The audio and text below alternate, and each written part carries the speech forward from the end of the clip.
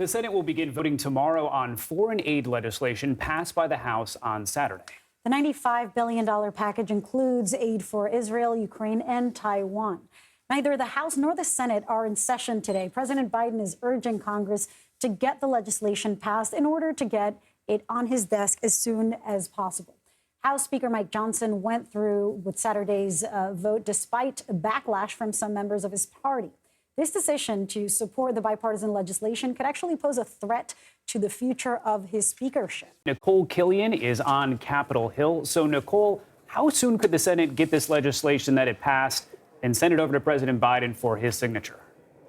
Well, as you mentioned, the Senate is expected to take this up tomorrow, and I would expect they'll move through it in relatively short order. Keep in mind, all the senators are having to come back to do this because technically they are off this week. So if you think about your day off, if you have to do something at work, you try to be in and out. So we expect the Senate to kind of take that same approach. Whether it gets done on Tuesday or on Wednesday remains to be seen, but it likely will take a matter of about 24 hours or so at best. And that is really because the step that they have to take is to advance this procedurally, which sets up a period of debate upwards of 30 hours. Whether or not they use all that time, though, is unlikely, again, since they'll be coming in on their week off. And Nikole, as we just teased, I mean, there's a lot of talk about how the passage of these foreign aid bills could jeopardize the leadership position for the speaker. So, I mean, would it make a difference whether or not they pass, or is it too late and he's still going to be challenged regardless?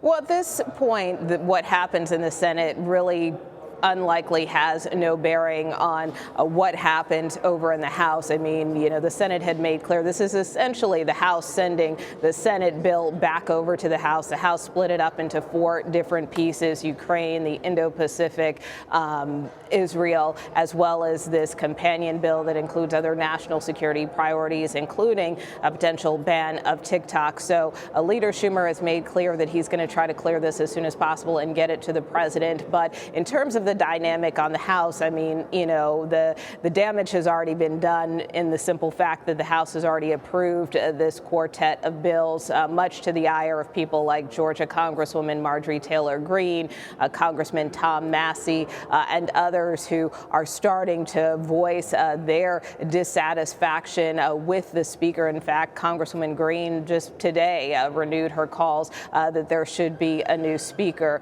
You know, it's not just this issue of passing Ukraine aid.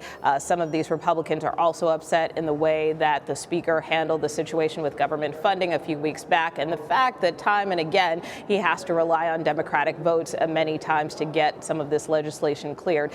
These Republicans really don't like that. That's why they are calling for his ouster. But in this instance, it may be Democrats who have to come to the Speaker's rescue should Congresswoman Greene move ahead with her motion to vacate. All right, Nikole Killion, thank you so much. You bet.